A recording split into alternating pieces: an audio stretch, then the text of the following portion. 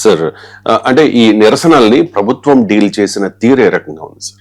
First గా deal చేసిన దాంట్లో లోపం ఏంటి అంటే ఈ నిరసనలను డీల్ చేయడంలో ఇప్పుడు నిన్న జేపీ నడ్డా సమావేశమయ్యారు. నిన్న ఇంకా నయం ధర్మేంద్ర ప్రధాన్ తో చర్చలను పెట్టలేదు, బతికిచ్చారు. బహుశా కాంగ్రెస్ పాటు ఒప్పుకునేది కాదు, అందుకే తెలివిగా జేపీ నడ్డా పెట్టారు. జేపీ నడ్డా అయితే వివాదరహితుడు, సౌమ్యుడు, విద్యావంతుడు, చాలా డీసెంట్ జెంటిల్మెన్. నేను పర్సనల్ గా కూడా పరిచయం కనుక మా ఇంట్లో హాఫ్ అన్ అవర్ ఉన్నారు. నేను ఆ సీన్ టాక్ టు హిమ్ కనుక చెప్తున్నా. ఇది వండర్ఫుల్ హ్యూమన్ బీయింగ్, అందులో డౌట్ లేదు. జేపీ నడ్డా ఇది వెరీ డీసెంట్ హ్యూమన్ బీయింగ్. అందుకే మీరు ప్రతిపక్షాలకు కూడా జేపీ నడ్డా పైన తీవ్రమైన విమర్శలు చేసిన ఉదాహరణలు కనబడవు, మీరు గమనించండి. ఆయన పైన ఏ ఆరోపణలు చేయవు. అందువల్ల ప్రభుత్వం వ్యూహాత్మకంగా జేపీ నడ్డాను ముందు పెట్టారు. సో ఆ మేరకు వ్యూహం కరెక్ట్. కానీ ఎందుకంటే ఎప్పుడైనా చర్చలకు వెళ్ళేటప్పుడు కాన్ఫ్రంటేషన్ ఇచ్చిన చర్చలు పెట్టారు. చర్చలకు మీకు శ్రీకృష్ణుని పంపించారు తప్ప భీముని పంపలేదు కదా. శ్రీకృష్ణుడు రాయబారాన్ని పంపారు, భీముని పంపుంటే ఏం చేస్తాడు? దుర్యోధనుడు గద్దతో మోది 4 మంది వచ్చేటాడు. సో అందువల్ల చర్చలకు కూడా ఎవరు పంపాలి అంటే కాస్త సౌమ్యంగా ఘర్షణ పడిన వ్యక్తిని పంపాలి. ఆ మేరకు మోడీ ప్రభుత్వం చాలా తెలివిగా వ్యవహరించింది. కానీ ఈ పని ఎప్పుడో చేయాలి కదా, ఇవాళ కొత్తగా స్టార్ట్ అయిన మూమెంట్ కాదు కదా. 22 రోజులుగా ఈ నిరాహార దీక్షలు జరుగుతున్నాయి కదా. మీకు సోనం వాంగ్చుక్ ఆరోగ్య పరిస్థితి క్షీణిస్తున్నా కూడా ప్రభుత్వం పట్టించుకోలేదు కదా. ఆఖరికి కోర్టు ఇంటర్వ్యూన్ అయితే తప్ప ఆయన ప్రాణాలకు కాపాడటానికి ముందుకు రాలేదు కదా. పోతపోయిన ఆయన ప్రాణాలు అనే టైప్ లో ఆలోచించారు కదా. అలా మీకు కంప్లీట్ గా ఇష్యూ ఇవాళ కాదు కదా. నీట్ పేపర్ లీక్ అయిన తెల్లారి నుంచి ఈ చర్చ నడుస్తున్నా కూడా ధర్మేంద్ర ప్రధాన్ మోడీ వెనక్కేసుకొచ్చాడు. ఆయన బర్త్డే రోజు ధర్మేంద్ర ప్రధాన్ కొనియాడుతూ పొగుడుతూ చాలా గొప్ప కృషి చేస్తున్నాడు విద్యారంగానికి అని ఆయన పొగుడుతూ ట్వీట్ కూడా చేశారు. అంటే మీరు ఎవరేమన్నానని నేను మా వాళ్ళని డిఫెండ్ చేసుకుంటానని. ఇప్పుడు 22 రోజుల తర్వాత అనివార్యమైంది కదా, చివరికి చర్చలు జరపడం తప్పలేదు కదా. మీరు చూస్తూ ఉండండి, ఇంకొన్ని రోజుల్లో ఈ మూమెంట్ ఇప్పుడు ఆల్రెడీ కాంగ్రెస్ జనతా పార్టీ ప్రకటించింది, మా ప్రొటెస్ట్లు కొనసాగుతాయి, ఈవెన్ పార్లమెంట్ మార్చ్ కూడా కొనసాగుతున్నారు. చూడాలి, ఖచ్చితంగా చెప్తున్నా ధర్మేంద్ర ప్రధాన్ మోడీ తీసేస్తాడు. మీరు చూడండి ఇవాళ ఈ ప్రొటెస్ట్ ప్రొవైడెడ్ ఈ ప్రొటెస్ట్ ఇలాగే ఉంటే, ఈ మొమెంటం నిర్వీర్యం అయితే చెప్పలేను, కానీ ఈ మొమెంటం కంటిన్యూ అయితే మీరు రాసి పెట్టుకోండి, జూలై 21, 2026 చెప్తున్నాను, ధర్మేంద్ర ప్రధాన్ పదవిలో ఉండడు, తీసి పడేస్తారు. ఎందుకంటే మోడీ గతంలో రైతు ఉద్యమాల విషయంలో కూడా వ్యవసాయ చట్టాలను సమర్థిస్తూ రాజకీయ పార్టీ కార్యకర్తలు ఇంటింటికి పంపించి సమర్థిస్తూ ఉద్యమకారుల పైన కేసులు పెడుతూ నిర్బంధం ప్రయోగిస్తూ సిబిఐని ఈడీని ముందు పెడుతూ ఐటీని పంపిస్తూ ఖలిస్తాన్ వాదులను ముద్ర వేస్తూ ఎన్ని ఏళ్ళని చేశారు.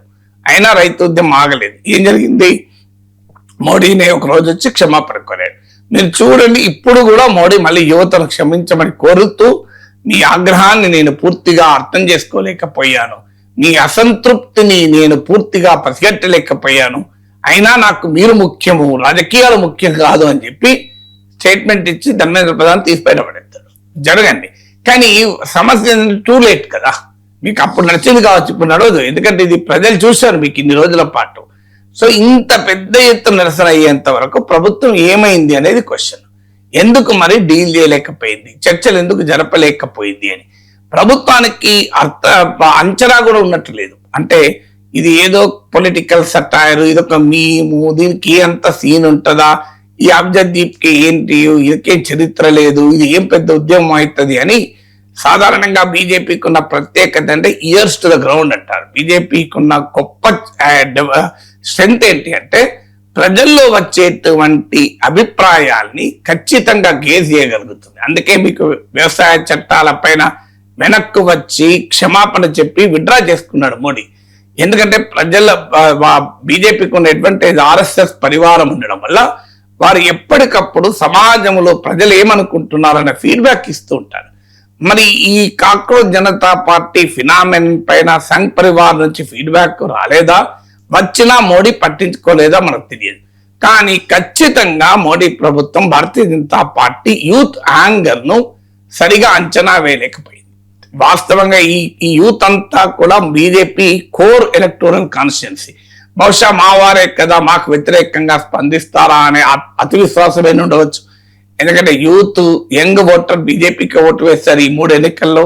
వీళ్ళంతా కూడా ఎడ్యుకేటెడ్ మిడిల్ క్లాస్, ప్రధానంగా మిడిల్ క్లాస్ పేరెంట్స్, వాళ్ళంతా బీజేపీకి ఓటు వేశారు. సో మా వాళ్ళే కదా అనుకోవచ్చు. లేదా ఒక ఏదో హిందుత్వతోనో నేషనలిజంతోనో పాకిస్తాన్ పేరు చెప్పు, చైనా పేరు చెప్పు, మేము వీళ్ళని కంట్రోల్ చేయగలం అనుకోవచ్చు. లేదా వీళ్ళని దేశద్రోహులను ముద్ర వేస్తూ, అర్బన్ నక్సలైట్లను ముద్ర వేస్తూ, హిందూ ద్రోహులను ముద్ర వేస్తూ మేము కంట్రోల్ చేయగలం అనే అతి నమ్మకం ఉండొచ్చు. కారణాలు ఏదైనా BJP fail to anticipate the gravity of the issue. Gravity ఇన్ని వేల మంది వస్తారు అనేటువంటి అంచనా కూడా ఉన్నట్టుగా లేదు. ఇక బల ప్రయోగం లేకుండా, యూజ్ ఆఫ్ ఫోర్స్ లేకుండా వీటిని కంట్రోల్ చేయడం ఎలా అనేది మీకు బీజేపీకి ఉన్న ప్రత్యేకత ఏంటంటే, ఇంతకన్నా పెద్ద పెద్ద ప్రొటెస్ట్లను కూడా చాలా సమర్థవంతంగా మోడీ ప్రభుత్వం హ్యాండిల్ చేసిన చరిత్ర కూడా ఉంది. ఎందుకు?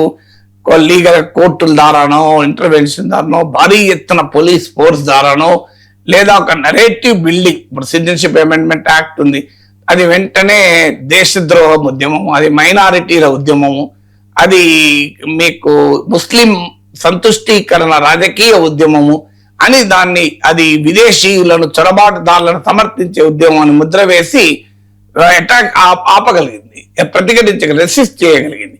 రైతు ఉద్యమానికి కూడా అలాగే ఖలిస్తాన్ ఉద్యమం అని చెప్పి రెసిస్ట్ చేయగలిగింది. కానీ ఇక్కడ ఏ రెసిస్టెన్స్ పనిచేయలేదు. మీకు బీజేపీ ఎత్తుగడలు, నరేటివ్ బిల్డింగ్ కావచ్చు, వారి అడ్మినిస్ట్రేటివ్ ఎఫిషియన్సీ కావచ్చు, వాళ్ళ లీగల్ టూల్స్ కావచ్చు, లేదా ఆఖరికి వాళ్ళ యూజ్ ఆఫ్ ఫోర్స్ కావచ్చు, ఇవేవి పనిచేయలేకపోయాయి. అందువల్ల మీకు ఈ ఉద్యమానికి ఉండే పొలిటికల్ గ్రావిటీని అర్థం చేసుకోలేకపోవడమే బీజేపీ హ్యాండిల్ చేసిన దాంట్లో చాలా పెద్ద పొరపాటు. దీనికి ఖచ్చితంగా బీజేపీ ఏదో రూపంలో మూల్యం చెల్లించుకోవాల్సి ఉంటుంది. వెంటనే ఎలక్టోరల్ ఇంపాక్ట్ ఉండదు కదా అనే నమ్మకం బీజేపీకి ఉంటే ఉండొచ్చు, కానీ ప్రతి ఒక్కటి ఎలక్టోరల్ ఇంపాక్ట్ యాంగిల్లోనే చూడకూడదు కదా. ఒక్కసారి ప్రజల్లో ప్రభుత్వం పైన అసంతృప్తి పెరిగితే అది ఎక్కడికి పోతుందో ఎవరు చెప్పలేరు.